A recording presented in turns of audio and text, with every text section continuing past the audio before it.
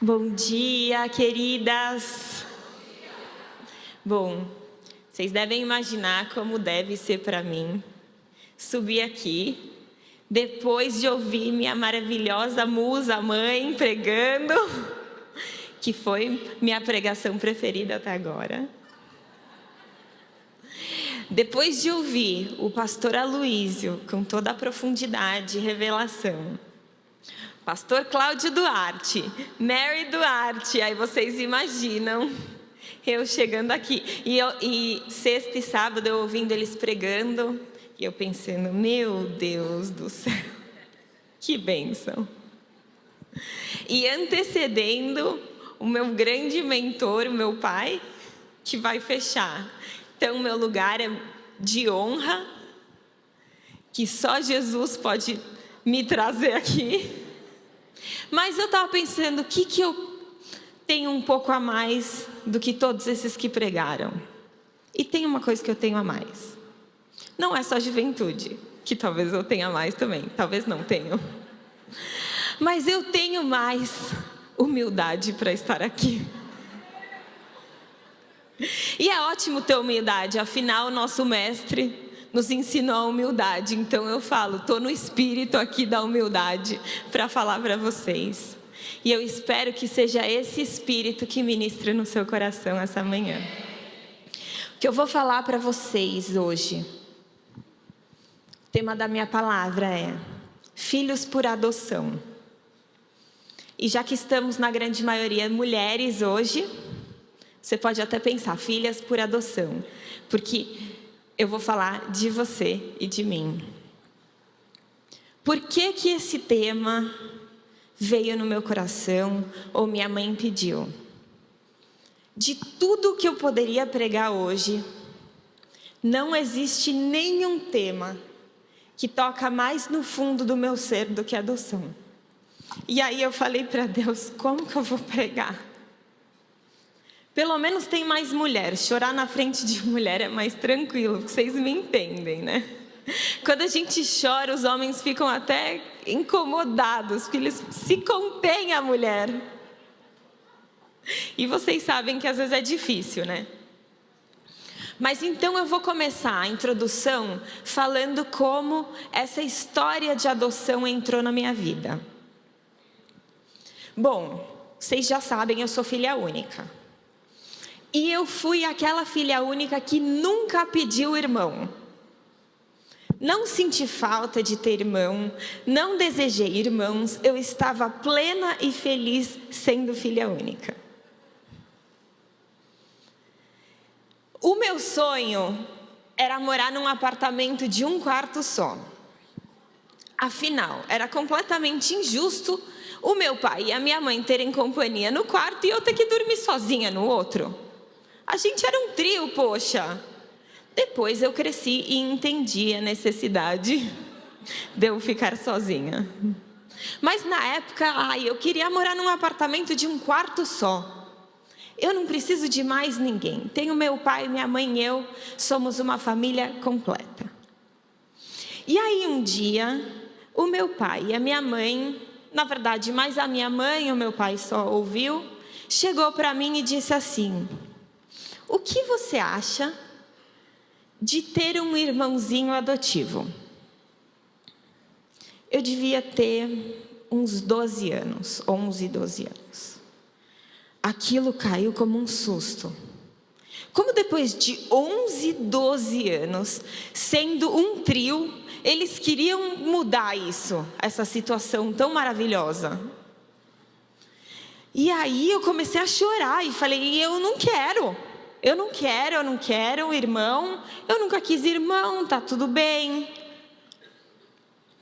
A história de eu ser filha única é a seguinte: a minha mãe sempre quis ter o primeiro filho e esperar pelo menos 5 anos para ter o segundo filho. E foi isso que aconteceu. Ela me teve, esperou 5 anos e liberou para engravidar novamente. Mas essa gravidez não chegou. Passou 1 ano, 2 anos, 3 anos, e aí ela desejando um filho, orando por um filho, a igreja orando por um filho, e esse filho não chegou. Então, depois de muitos anos, eles pensaram: que tal adotarmos? Talvez seja assim que vai vir um filho. E, por incrível que pareça, eles entenderam o não de Deus por meio de uma filha única que chorou para não ter irmãos. Eu queria ser única. E aquela minha reação tinha tudo a ver comigo. E não que combine com a Érica, mas eu era o centro daquela reação. Eu estava olhando só para mim e pensando nos meus sentimentos. Só que essa situação mudou uma coisa na minha vida. Eu fui uma criança que quem me conhece como criança, ou quem me conhece como pessoa, sabe que eu sempre tive um coração que se compadece das pessoas com necessidade. Para mim, se você está sofrendo, e não só necessidade financeira, qualquer tipo de necessidade ou qualquer coisa que te deixe frágil ou te deixe excluído. Se você for excluído, pode chegar perto de mim que você vai ser meu melhor amigo. Eu adoro me aproximar de pessoas que eu sinto que são excluídas. Mas na minha infância, eu nunca tive um contato direto com a questão da adoção. Ninguém falava de adoção comigo. E eu era apaixonada por Deus. E ninguém implantou em mim o conhecimento de que Deus tinha me adotado. O que eu sabia era que Deus tinha me amado tanto, eu era a criação dele, e ele tinha me amado tanto que ele me resgatou mandando o seu filho para me salvar. E ele morreu no meu lugar. Isso eu sabia. E eu amava Deus. Mas ninguém nunca me ensinou que existia um processo de adoção de Deus para mim. Então eu não sabia o que era adoção. E com 12 anos eu tive aquela reação, mas depois eu parei, com toda a minha maturidade de 12 anos, e pensei: peraí, existe um outro lado da história. Eu estou desse lado da adoção. Os meus pais estão desse lado da adoção. Quem está do outro lado da adoção? E foi aí que aos 12 anos, eu encontrei a realidade do órfão.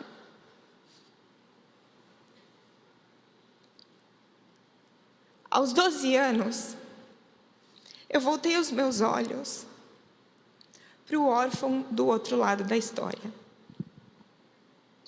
Então, para começar a falar sobre filhos de adoção,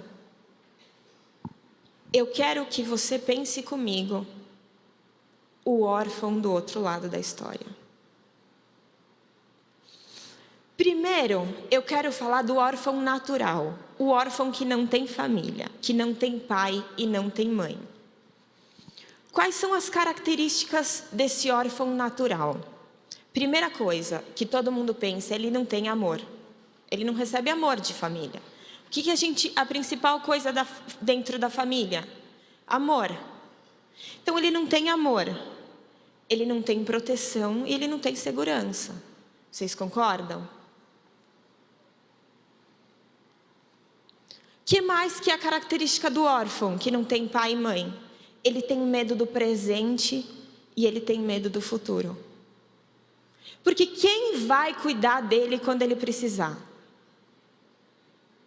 Se o futuro não for bom, quem vai salvar ele desse mau futuro?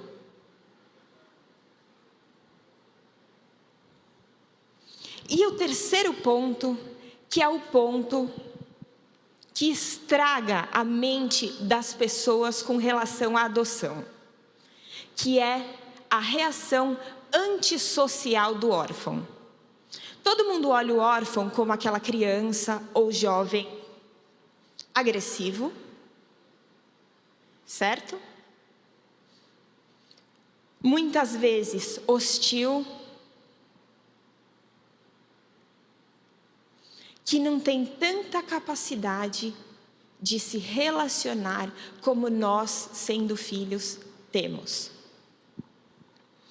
Eu quero humildemente citar a teoria de Maslow, que é um psicólogo que morreu na década de 70. E ele falou sobre a teoria das necessidades humanas, ou pirâmide de Maslow.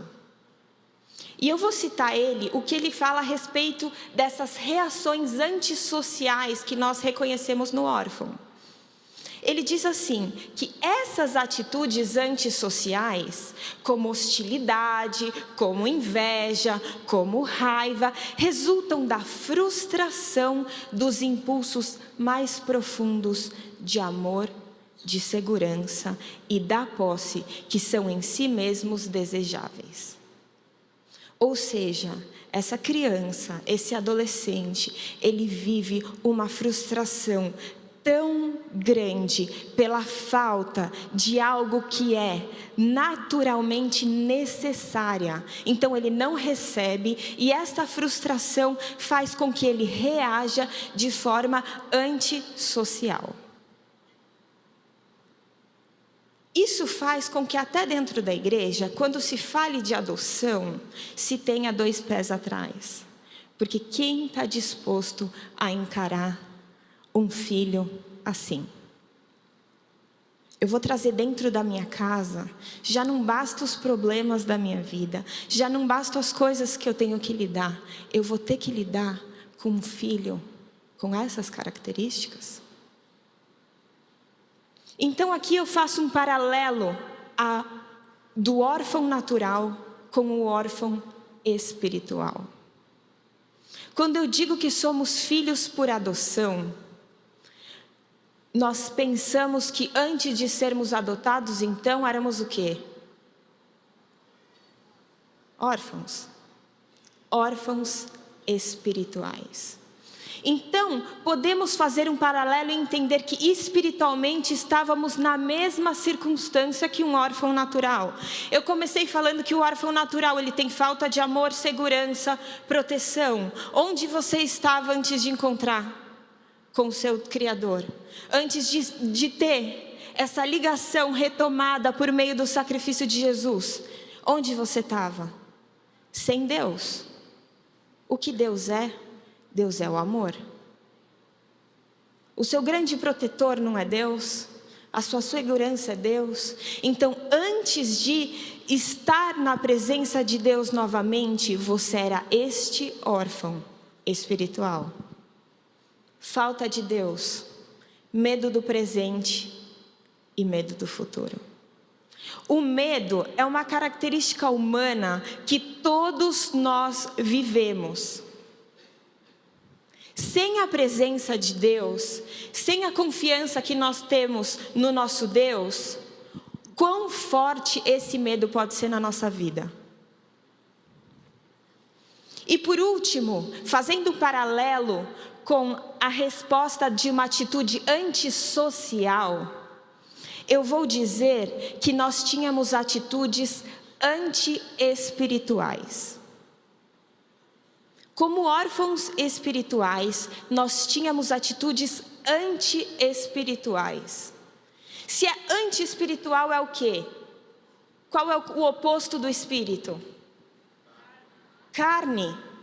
Então, nós tínhamos respostas carnais. O órfão espiritual, ele não tem Deus, ele vive debaixo de medo e ele tem respostas carnais. Então, eu posso até parafrasear o que Maslow falou, trazendo para o mundo espiritual, dizendo que essas atitudes ou respostas anti-espirituais, ou seja, essas respostas carnais como hostilidade, inveja, raiva, caramba, deu certo, né?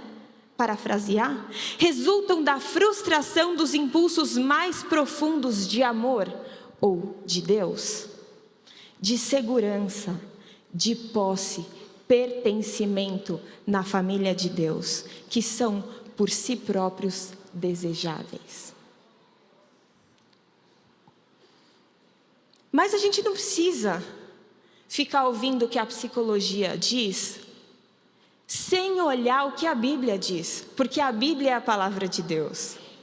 E a Bíblia diz exatamente a mesma coisa. Então eu vou agora para Romanos, capítulo 8, versículo 14 e 15. E aqui, o apóstolo Paulo diz aos romanos: pois todos os que são guiados pelo Espírito de Deus são filhos de Deus. Porque não recebestes o espírito de escravidão, para viverdes outra vez atemorizados ou com medo, mas recebestes o espírito de adoção, baseados no qual clamamos: Abba, Pai. Quando vocês... Glória a Deus. Quando nós éramos órfãos espirituais, éramos carnais e vivíamos escravos do medo. O comparativo que fizemos agora é exatamente o que esse texto diz.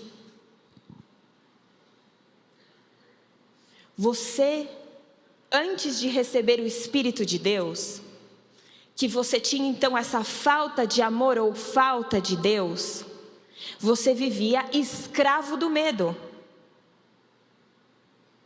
Mas hoje você recebeu um espírito de adoção. Então Paulo está dizendo: não volte a ser escravo do medo outra vez. E aqui eu quero que você se atente ao outra vez. Ele está falando para a igreja dos romanos, ou seja, ele está falando para cristãos. E ele aponta uma realidade que é a seguinte: você era escravo do medo quando você era órfão de pai. Hoje você não é mais órfão de pai. Não seja escravo do medo novamente. O que ele está dizendo é o seguinte: tem como ser cristão e viver como órfão.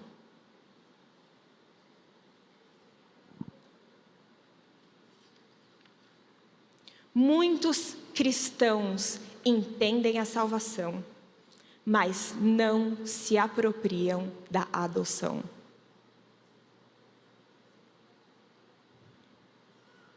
Cristãos que são filhos e vivem como órfãos. Eu quero contar uma história aqui para vocês. Eu morei 3 anos fora, nos Estados Unidos, e eu fiz uma amizade, eu e o Ramon, com um casal muito crente, assim, da nossa idade. Eles nem tinham grandes ministérios na igreja, eles participavam de uma outra coisa, mas eles realmente eram muito sérios em buscar Deus. Eles tinham 2 filhos quando eles começaram a participar de um ministério lá que chamava In the Gap, que significa na lacuna.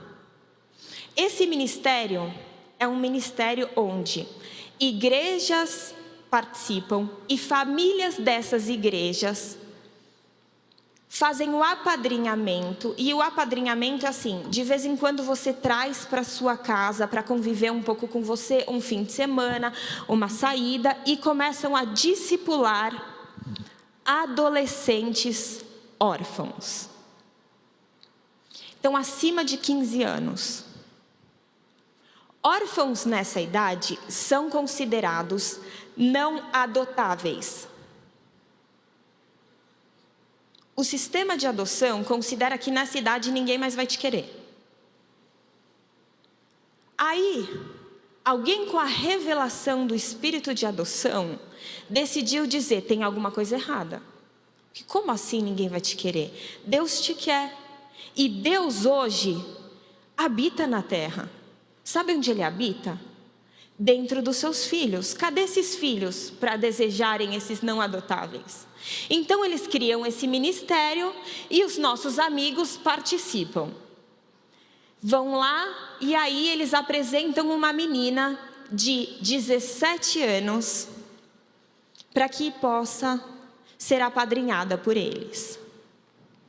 Essa minha amiga tem a minha idade, então é como se eu estivesse apadrinhando uma menina de 17 anos. Para encurtar a história, Deus mandou eles adotarem essa menina. Então, aos 31 anos, com um filho de 5 anos, um filho de 2 anos, eles adotam uma menina de 17 anos.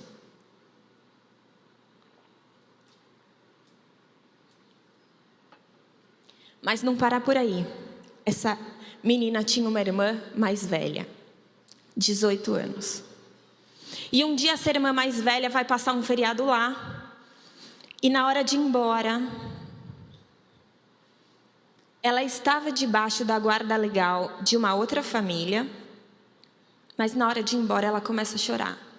E ela diz assim: a família que eu tô lá sendo cuidada, na verdade, eu não sou nem um pouco desejada. Eu sou deixada de lado. Eu sou esquecida e eu não tenho ninguém. Eu não queria ter que ir embora daqui. O que um cristão faz perante uma realidade dessa? Para encurtar a história, temos um casal de 31 anos correndo com a papelada para adotar uma menina de 18 anos.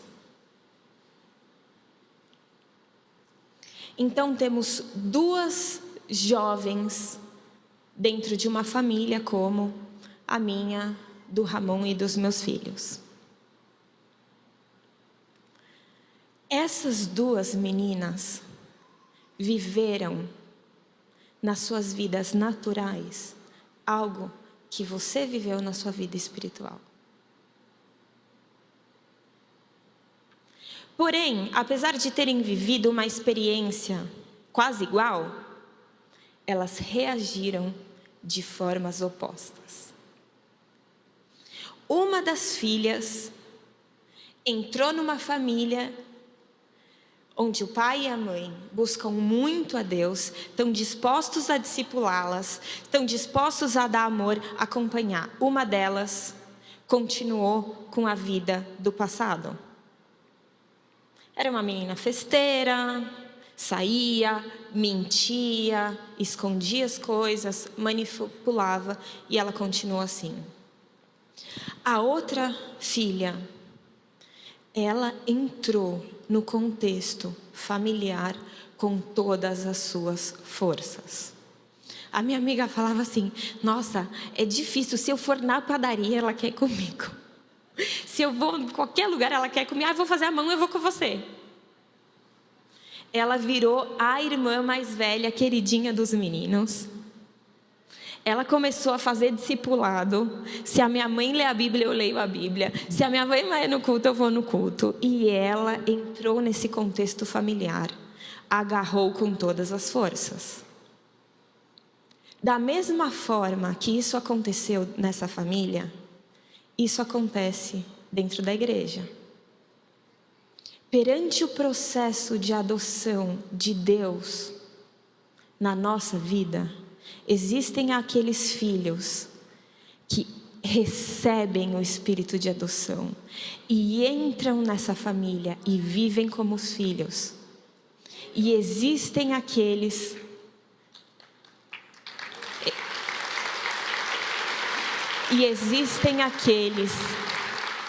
que permanecem exatamente como estavam antes de serem adotados.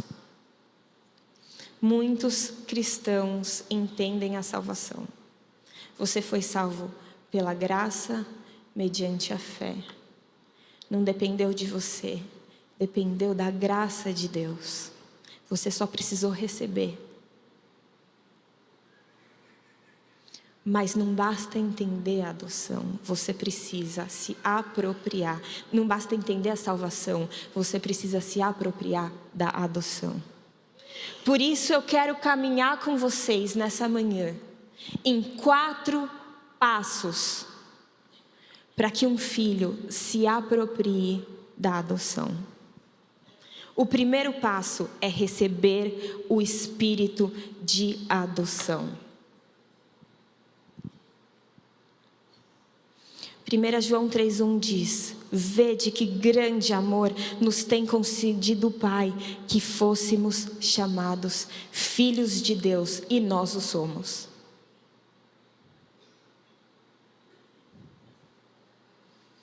Primeira João 4,15 diz: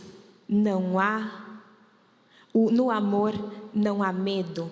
Antes, o perfeito amor lança fora o medo, porque o medo envolve castigo, e quem tem medo não está aperfeiçoado no amor. Perceba como esse versículo tem tudo a ver com o versículo de Romanos, que fala do escravo do medo. Então, o oposto do espírito de adoção, que é o primeiro passo de apropriação da adoção. Receber esse espírito de adoção é abandonar um espírito de escravidão, ou espírito de orfandade. O espírito de escravidão do quê? Do medo. Então, como eu me aproprio da adoção? Se você não entregar o medo para o Pai, você não vai ser como um filho. Por que que às vezes é tão difícil sentir Deus como nosso Pai? Porque no texto de 1 João 4,15, que fala que quem tem medo não é aperfeiçoado no medo, ele está falando que você precisa amadurecer no entendimento de quem é esse Deus e no entendimento do amor que é Deus. Então, é um processo de amadurecimento. Em Romanos 8,14 ele diz que aquele que é guiado pelo Espírito, esse é o Filho de Deus. Então ele fala que não é só sobre receber o Espírito, é sobre ser guiado pelo Espírito. Não é sobre receber somente o amor, mas ser aperfeiçoado no amor. Então existe uma continuidade no conhecer e no permitir ser filho de Deus. Você precisa entregar o medo para deixar de ser escravo desse medo. E você precisa entender que Deus Pai não é um pai humano. Se você teve um pai que não foi bom, que não te deu segurança, que não te deu proteção, talvez você tenha dificuldade de colocar Deus Pai no lugar que Ele merece. Então o seu pai era um pai que castigava, então Deus vai me castigar qualquer coisa que eu fizer. Seu pai era um pai distante, então Deus não vai ser um pai tão presente. Mas e se seu pai foi muito bom? Se o seu pai foi muito bom, talvez você tenha facilidade de olhar para Deus como um Deus bom. Mas eu vou dizer uma coisa. Eu acho que eu tenho o melhor pai do mundo. Não consigo imaginar o que ele poderia fazer para ser melhor. Mas um dia, Deus falou para mim: Deus Pai não pode estar dentro da caixa da imagem de um bom pai humano. Deus Pai não é um bom pai humano. Ele é um pai divino. Ele é o único pai divino. Porque você pode ter tido um pai sensacional, só que se um dia você tivesse uma grande necessidade e o seu pai não pudesse preencher, o que fazer? Nenhum pai humano é onipotente. Nenhum pai humano é onipresente. Porque seu pai humano um dia vai embora e você vai estar sem ele na sua vida. Nenhum pai humano é onisciente. Porque você pode ter uma ferida tão profunda que até o pai que mais ama nunca vai ser capaz de curar. Mas Deus Pai vai muito além da imagem de um bom pai humano.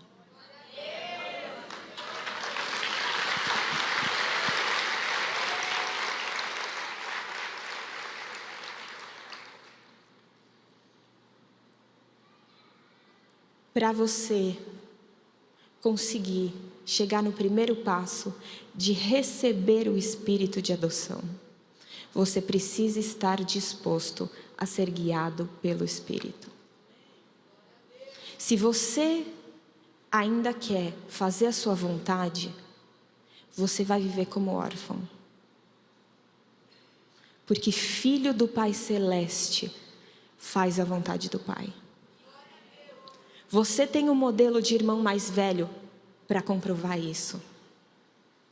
Jesus é um com o Pai, porque Ele conhece plenamente a vontade do Pai. Ele concorda e Ele obedece. Não basta receber a salvação e achar que eu vou continuar fazendo tudo o que eu quero. Você precisa primeiro estar disposto a abrir mão da sua vontade. Mas existe um outro passo. Receber o espírito da adoção primeiro, mas em segundo, receber o instinto de filho. Eu quero que vocês imaginem comigo. Então, um jovem de 15 anos, vamos pensar que ele perdeu sua família aos 5, foi por um orfanato, passou 10 anos sem a presença de um pai e de uma mãe. Esse adolescente, enfim, é adotado. Ele chega nessa casa da nova família. Vocês acham que ele tem um instinto de olhar para aquele homem estranho e chamá-lo de pai? Vocês acham que ele olha para aquela mãe e ele tem um instinto de deitar no colo daquela mãe? Como nós, humanidade que se afastou tanto de Deus, ou como nós, pessoas, indivíduos, com a sua própria história de distância de Deus, como a gente pode ser adotado e de repente tem instinto de filho?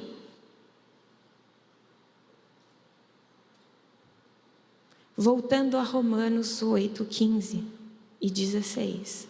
Mas recebestes o espírito de adoção de filhos, pelo qual clamamos, Abba, Pai.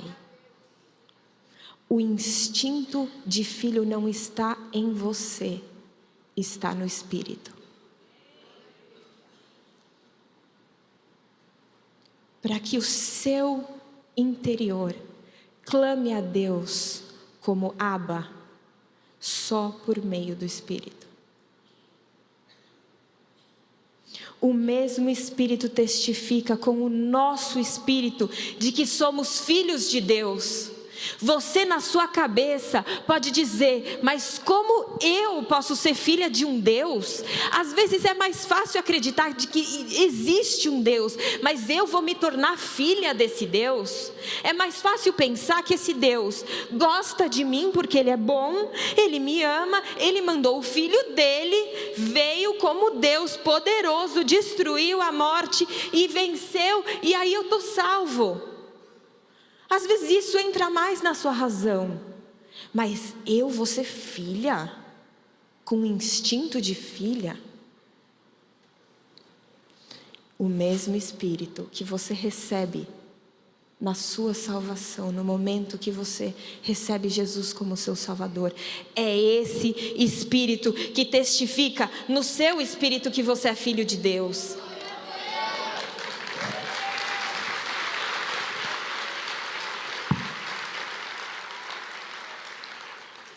Vocês sabiam que um neném, quando nasce de uma mãe, aquele momento que ela pega pela primeira vez no colo e amamenta, logo após o parto, é chamado de Golden Hour, a hora de ouro. Naquele momento, aquele bebê, ele vai começar a amamentar, e ele vai criar um vínculo com aquela mãe, o cheiro, a experiência, o apego, os hormônios que ele vai liberar por causa daquele contato. E isso é chamado de imprint. É como se ele fosse marcado por aquele vínculo. Se aquela criança for separada da sua mãe, ainda bebê, ela não vai ter memórias dessa mãe. Mas no seu inconsciente, para sempre, ela vai sentir o vazio do afastamento daquela mãe. Ela pode não saber por quê, mas aquela pessoa vai sempre viver uma lacuna de abandono.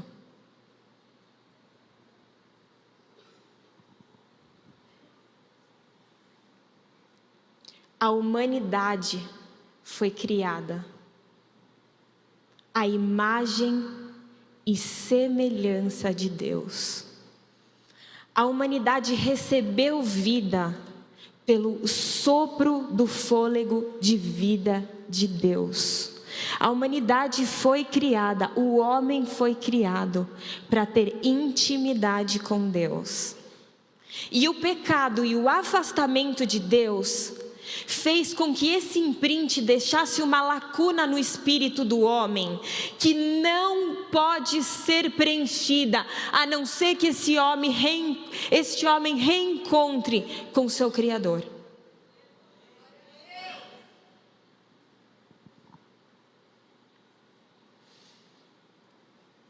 Então, Jesus vem para resolver isso. E quando ele vem, é um propósito casado entre o pai e o filho. Deus olha e fala: esses filhos abandonados, esses órfãos de pai, precisam de resgate. E esse resgate só vai acontecer se o meu filho unigênito morrer e sofrer por eles para um resgate. Quando você recebe a salvação por meio de Jesus, por meio do sacrifício da cruz, sabe o que acontece? Você recebe o Espírito Santo de Deus. O Espírito Santo de Deus é o DNA da natureza de Deus. Então você não é mais natureza humana pecaminosa, querendo ter um pai divino.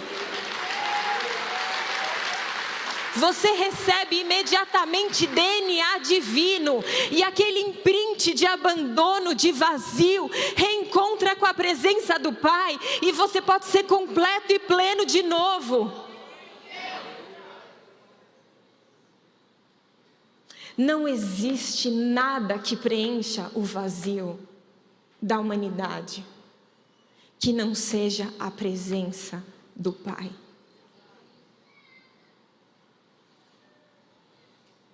E quando você vive esse reencontro do instinto de filho, se aproximando do Espírito Santo, e o Espírito ministra em você, ele é o papai. Instinto de filho não é aquilo que você está assim consciente e, pai, eu gostaria de conversar com você. Pai, você pode me ajudar? Não é esse instinto de pai. Porque eu posso ser adotada e aí eu aprendo que na logística da minha família, na forma como funcionamos, eu tenho que te chamar de pai.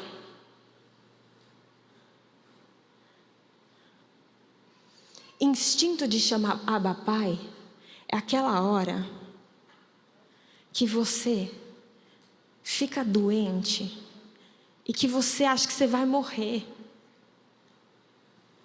E aí você tem vontade de gritar: mãe! Ou aquele pesadelo que você acha que é verdadeiro. Que você está de olho fechado, sonhando, e você sente uma angústia tão grande, como se aquilo fosse verdade. E você acorda falando: pai! Abba. Abba não é pai, Abba é papai. É um jeito infantil. É um instinto de criança de chamar pelo pai.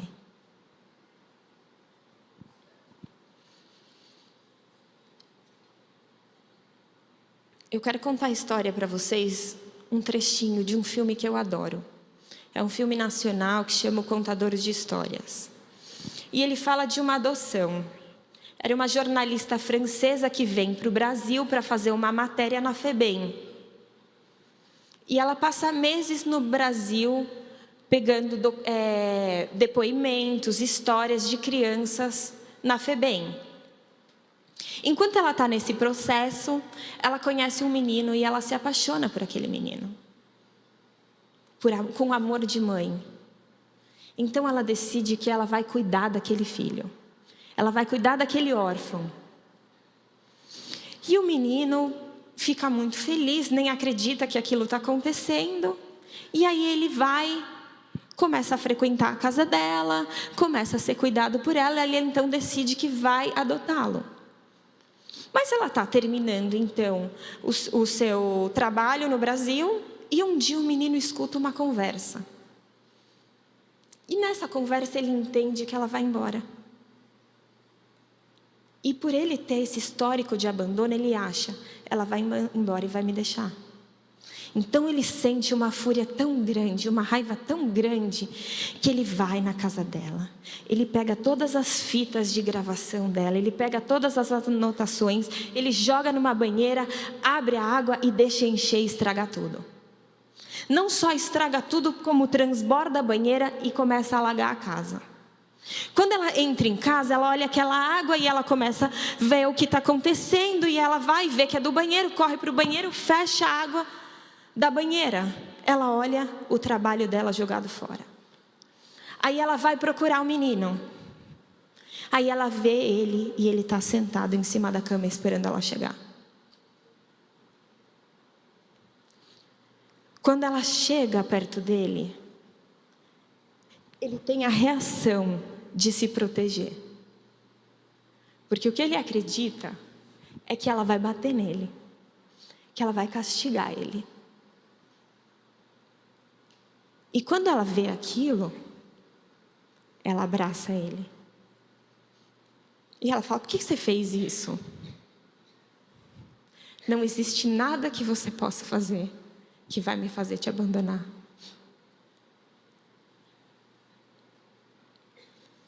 O diabo fala para os filhos de Deus: você não é tão filho, porque olha quem é você. Você ainda é todo ferrado. Filho de Deus não é assim. Você ainda é órfão. Ou você tem aquele pecado que você não abandona, que você não consegue deixar. E aí ele diz: Deus vai te castigar e depois ele vai embora.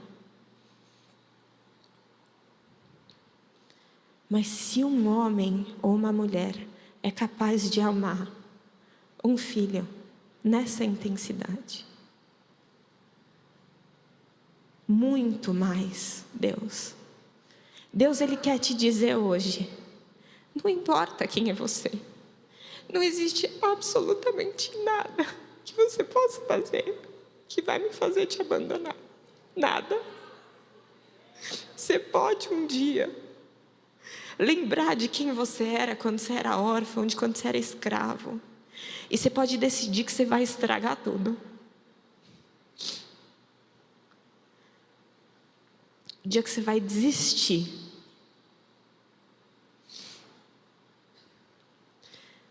É difícil para quem vem no Reviva e vê Deus transformando, Deus mudando, Deus pegando aqueles homens e virando a vida do avesso. E aí ele consegue ficar limpo, aí ele consegue ficar livre. E um belo dia você escuta falar que aquele homem está lá na boca, usando cocaína.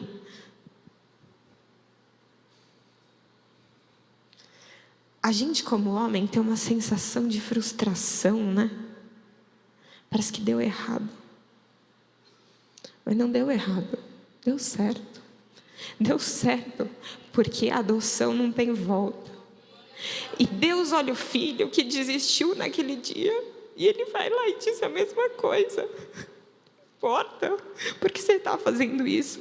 Não existe absolutamente nada que você faça que vai me fazer abandonar você.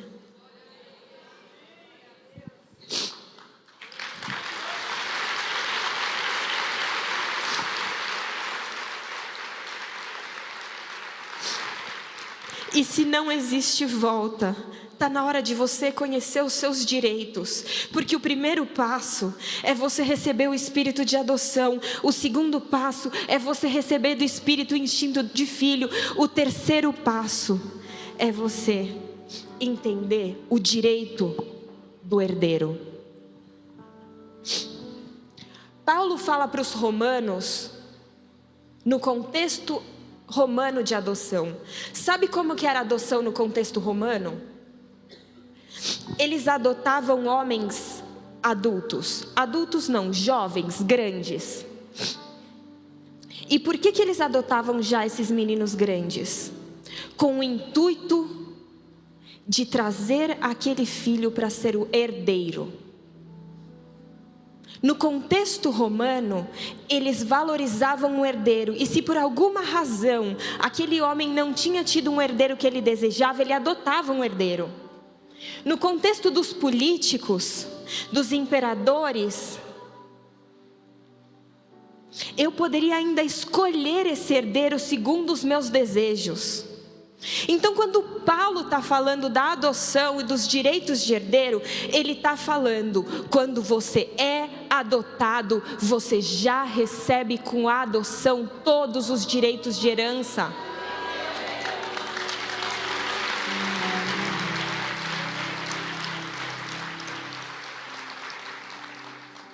Você não é um bebezinho que nem sabe o que está acontecendo. No contexto do direito da herança, você já chega na adoção podendo usufruir. Que herança é essa que eu recebo na adoção de Deus? A primeira herança que você tem que tomar posse é a herança que você recebeu de Jesus, o seu filho mais velho, quando veio ao mundo para morrer por você, para participar desse processo de adoção e te salvar. O que ele fez lá na cruz foi pegar a maldição na sua vida e reverter em bênção. Toda doença, toda maldição de enfermidade, todas as maldições espirituais, todas as maldições que vêm no histórico da sua família são revertidos em bênção. E quando você se converte a filho de Deus, você já tem direito de usufruir essa herança. E você também recebe a herança desse espírito de adoção, que é uma parte de Deus que vem e faz parte de você, esse DNA de filho. Qual é a herança desse espírito? É o fruto do espírito: amor, alegria, paz, longanimidade, benignidade, bondade, fé, mansidão, temperança. Muitos cristãos estão correndo atrás da mudança, mas não se apropriam da herança. Você não precisa se preocupar em você ser capaz de mudar. Você precisa usar a sua herança que já é sua. Se você antes vivia em ódio, saiba que na sua herança existe uma porção de amor que não existia antes de ser filha de Deus. Paz. Se você está vivendo em ansiedade, saiba que na sua herança existe paz. Existe bondade. Dentro da igreja, filhos de Deus têm brigado porque vocês não estão acessando a herança do Espírito. O fruto do Espírito já é seu, porque se o Espírito habita em você, o fruto do Espírito também. Não viva como órfão, vivendo como o mundo, como aquele que não tem herança. E a herança mais satisfatória é a presença de Deus. Porque quando você é adotado,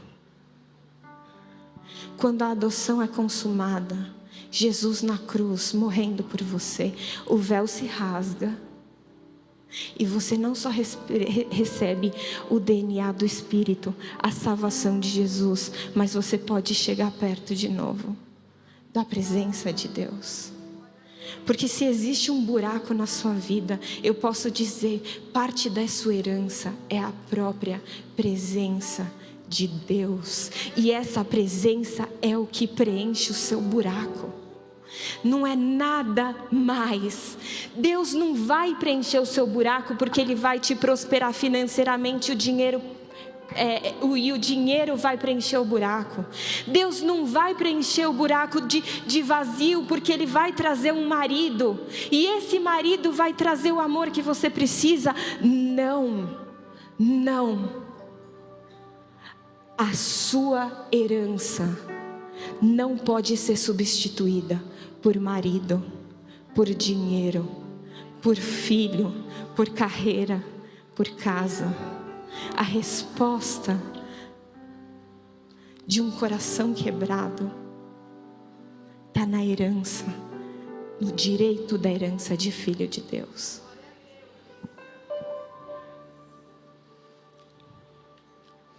É nesse contexto que Paulo é o típico irmão do meio.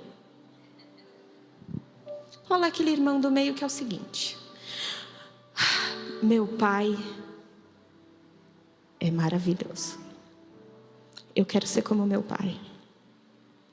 Mas eu tenho um irmão que é bem mais velho que eu, e cara, meu irmão, ele consegue ser como meu pai. Esse irmão mais velho é demais. Ele me ensinou tudo, como que eu tenho que fazer para conseguir agradar o pai. Ele consegue falar igual ao meu pai, andar igual ao meu pai, se relacionar com as pessoas igual ao meu pai. Ele é muito parecido com o meu pai, esse irmão mais velho. E aí o irmão mais velho teve que ir para a faculdade, uma missão lá. E aí ele falou assim: ó, você vai ser o mais velho, então você trata de cuidar das crianças. Aí o irmão mais velho sai. Aí o irmão do meio, que é Paulo, olha aquela criançaiada em Roma, igreja romana, presta atenção, vocês podem me imitar. Cara, irmão do meio, quando o irmão mais velho sai, que responsabilidade. De repente, eu que não tinha papel nenhum, sou irmão, sou mais velho que eles.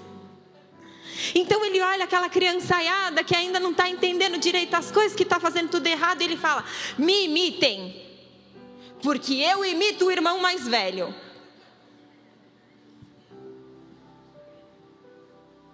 E eu vou dizer uma coisa: você também é esse irmão do meio.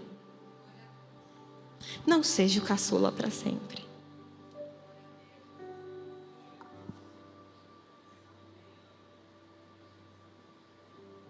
Você vai se sentir filho mesmo quando você subir para o patamar do irmão do meio. Porque o irmão do meio já aprendeu. E aí você vai ensinar os caçulas. Érica, mas toda essa história de como a adoção entrou na sua vida, você quer adotar? Eu vou contar um segredo para vocês.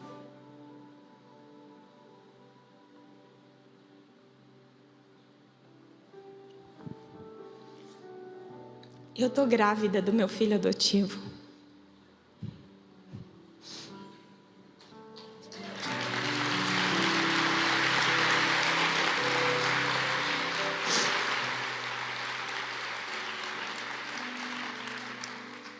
E eu vou te dizer o porquê eu estou grávida do meu filho adotivo no último ponto.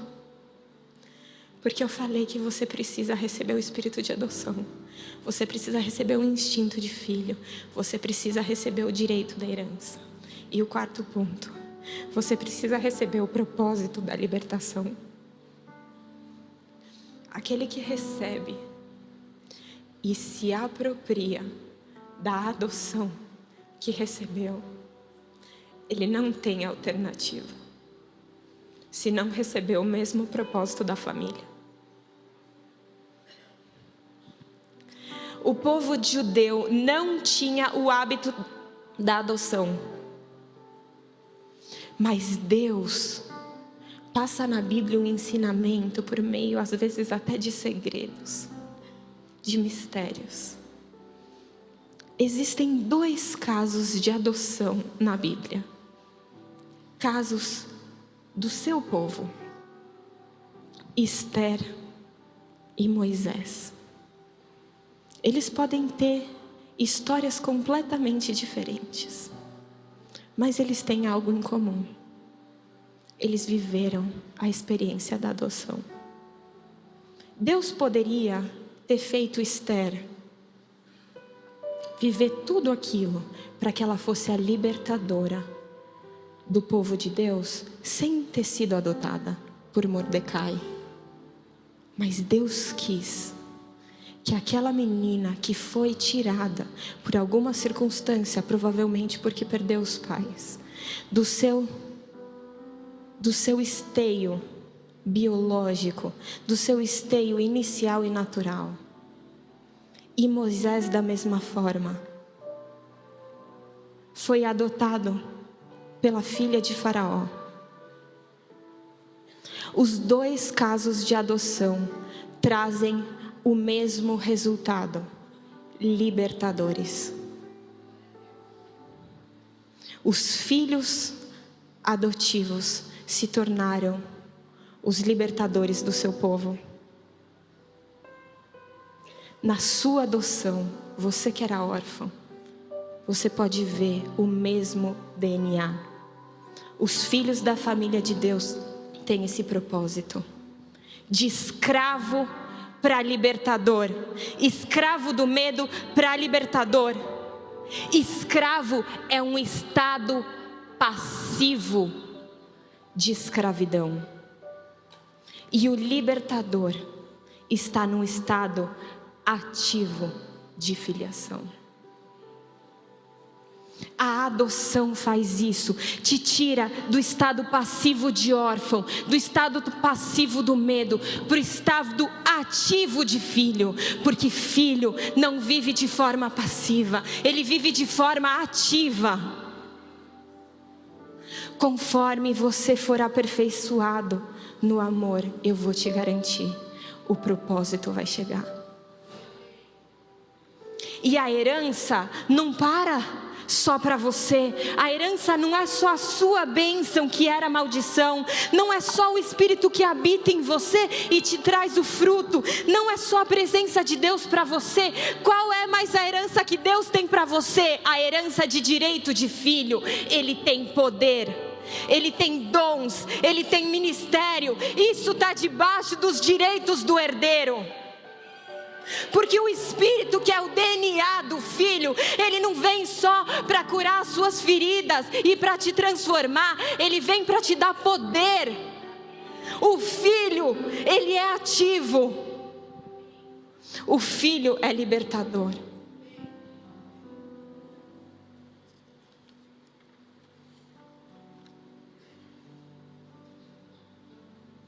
Érica, por que você vai adotar?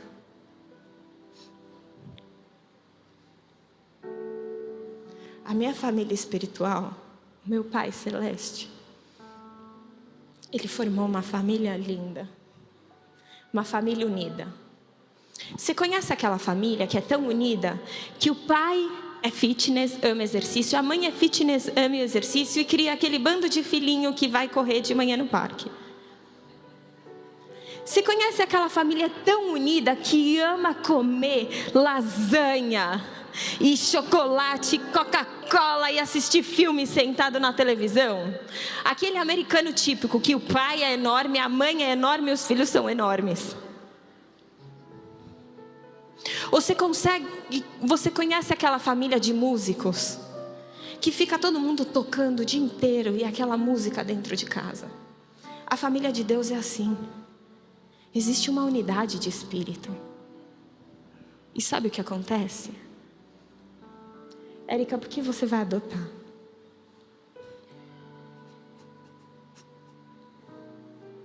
Porque é isso que minha família faz.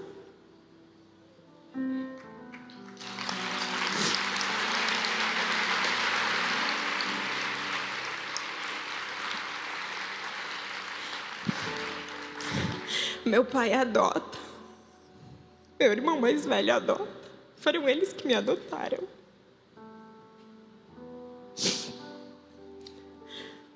Os meus irmãos adotam também. Igreja, eu quero muito conhecer mais a Deus, mas existe uma gota dele que eu conheci. É do meu pai adotivo. Não adianta a igreja se levantar para falar contra o aborto enquanto a igreja não souber adotar.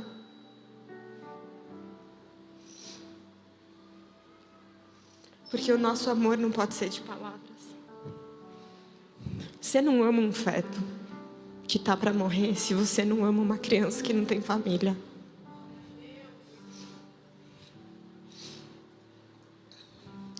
E eu declaro sobre a sua vida o espírito de adoção de filhos. Vou pedir para você se levantar agora. Primeiro eu quero orar pela sua vida e dizer: você não precisa ser órfão. Você não é órfão, você é filho. Deixe de viver como órfão, viva como filho. Se você já entendeu a salvação, você precisa se apropriar da filiação. Se você, como eu sei se eu ainda vivo como órfão? Você é escravo do medo? Você é escravo do hoje? Você é escravo do medo do amanhã? Se está vivendo debaixo de medo, de não ter o que você precisa, de não ser quem você deseja ser, existe uma solução para isso: ser filho de Deus. Busque o Espírito Santo, porque Ele vai vir com um derramar do Espírito de adoção, para que a igreja não viva mais como órfão, mas viva como filho. Feche os seus olhos. Senhor Deus, em nome de Jesus, eu clamo agora. Todas as filhas e filhos que têm vivido debaixo de orfandade, nós não aceitamos espírito de orfandade, de escravidão dentro da sua igreja. Mentira, Senhor. Nós clamamos pelo Espírito do Senhor que ministra nos nossos espíritos que somos filhos, filiação por adoção.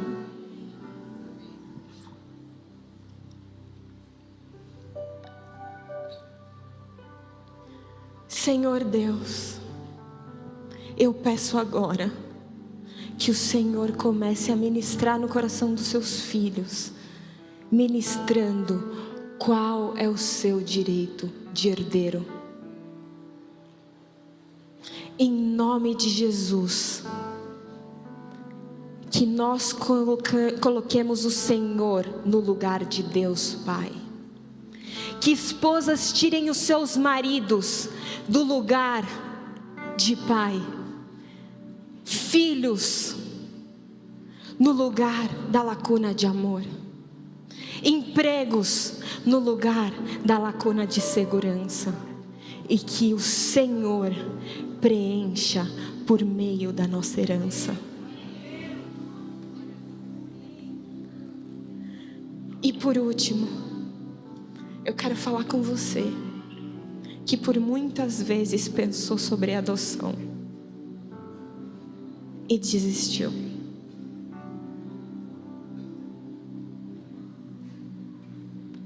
Você pode nem ter falado com o seu marido ou com a sua esposa. Primeira coisa que eu quero dizer é que não existe época da vida para adotar. Não é como ter um filho biológico. Você pode ser solteiro, você pode nunca ter casado, você pode ser uma senhora viúva, se o Espírito ministrar no seu coração. Não é sobre o que é mais fácil e melhor para você. É sobre o outro. É sobre um amor sacrificial, aquele que a gente aprende do irmão mais velho. Se você já pensou sobre isso e desistiu, eu não vou falar que você precisa pensar sobre isso hoje, mas eu vou pedir para você levantar sua mão e eu vou orar por você.